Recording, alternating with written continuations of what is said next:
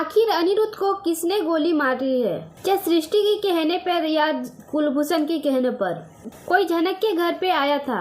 ब्रिजभूषण को मारने के चक्कर में अनिरुद्ध को लग गया है, पर कैसे चलिए जानते हैं।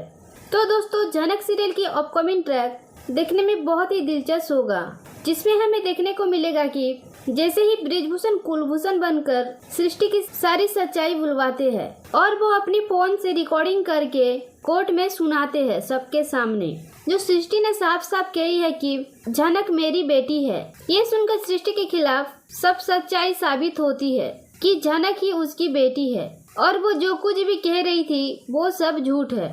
तो जैसे ही केस खत्म होता है तो अनिरुद्ध आके झनक और उसके पापा को कहता है कि मैं आपको ड्रॉप कर दूंगा, तो झनक मना कर देती है। फिर भी जबरदस्ती अनिरुद्ध वो दोनों को घर लाता है और कहता है कि झनक अब तुम्हारी पापा के जान को बहुत खतरा है। तो झनक कहती है कि आपकी भी जान को खतरा है सर जी, आप भी जल्द से जल्द घर चली जाइए। ये सुनकर अनिरुद्ध झनक से कहता है कि मैं तुम्हारी कौन हूँ जो तुम्हें मेरी इतनी फिक्र है। तो झनक कहती है, मैं कभी ये तो नहीं कहा सर जी आपसे, आप हमारे लिए इतने फिक्र कर रहे हो, इसलिए मैं कहा कि आपने भी अपनी भी ख्याल रखो। तो फिर वहीं पे ये दोनों की बात सुनकर ब्रिजभूषण अनिरुद्ध से कहता है कि अनिरुद्ध बेटा, तुम कभी भी झनक के हाथ मत छोड़ना, ये वादा करो अनिरुद्ध, मैं तुम्हें झनक को सौंप रहा हूँ। अगर मुझे कुछ हो गया तो तुम प्लीज झनक को संभाल लेना, क्योंकि तुम्हारे सिवा कोई नहीं है इसे संभालने के लिए। तो अनिरुद्ध कहता है कि जी अंकल, मैं वादा करता हूँ,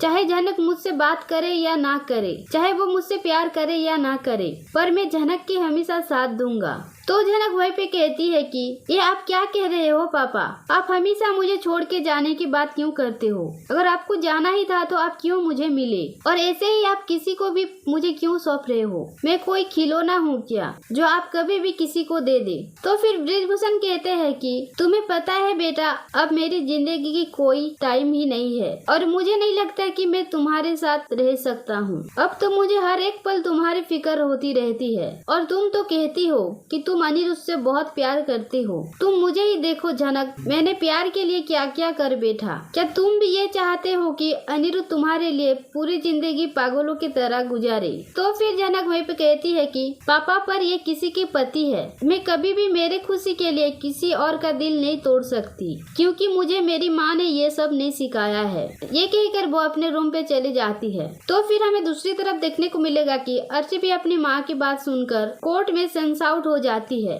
और वो सृष्टि से सवाल करती है कि आपने मेरे साथ क्या किया मॉम। तो सृष्टि अर्ची से समझाती है और कहती है कि ये लोग साजिश कर रहे हैं बेटा मेरे खिलाफ, और वो लोग किसी दूसरे की बात को रिकॉर्डिंग करके वो सबके सामने सुनाए हैं और मुझे फंसा रहे हैं। तुम तो मेरी बात समझो अर्ची, क्या तुम भी अपनी डैड की तरह मुझे ब्लेम कर रहे हो? तो अर्ची कहती है कि हाँ मॉम, क्योंकि आप साबित ही नहीं कर पाए कि आप सही है, और अब मुझे पता चला कि झनक और उसके पापा को देखकर आप कितने डर रहे थे। मुझे बिलीव नहीं होता है कि मेरी मॉम ऐसा भी कुछ कर सकती है। क्या जब मैं मेरी ससुराल और मेरे फ्रेंड लोग को क्या जवाब दूंगी? अब बताओ मॉम, अपने खुशी के लिए आप तो मुझे भूल ही गए। आपने ये कभी भी नहीं सोचा कि अगर ये बात सबके सामने कभी आएगा तो मेरा क्या होगा? और आप डैड को भी उनके पैसे और नाम के लिए ही शादी किए थे, और आप डैड से कभी प्यार ही नहीं किया था। आपने बहुत गलत किया है मॉम। पता नहीं, मुझे समझ ही नहीं आ रहा है कि मैं क्या करूं। मन तो लग रहा है कि मैं कहीं दूर चली जाऊं